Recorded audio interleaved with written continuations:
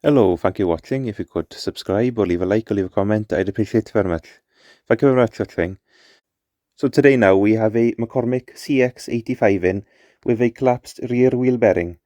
Thankfully there's an inner oil seal on this, so that's kept all the shavings to the outside.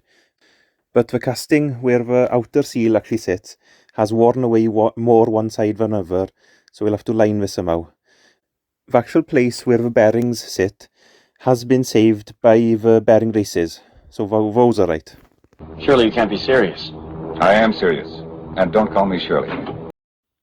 So got the bearings out of that McCormick trumpet housing. So you couldn't really get at the back with to hit it out. So welded some plates on them, and then welded right round. So basically the reason I did this was it would heat the whole thing up to help get it out.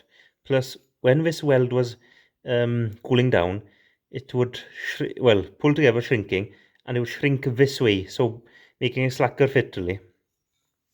The flat bar broke off this, but it did move it enough so we could actually get behind it, and it tapped out pretty easily then.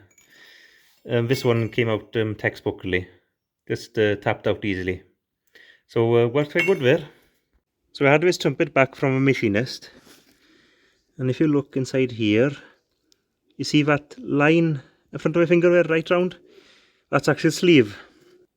So the outer bearing race has been fitted, and this wear ring that we have anyway for the seal has been fitted as well. But as you see, it's been bored out and re-sleeved to actually bring it back to a correct size.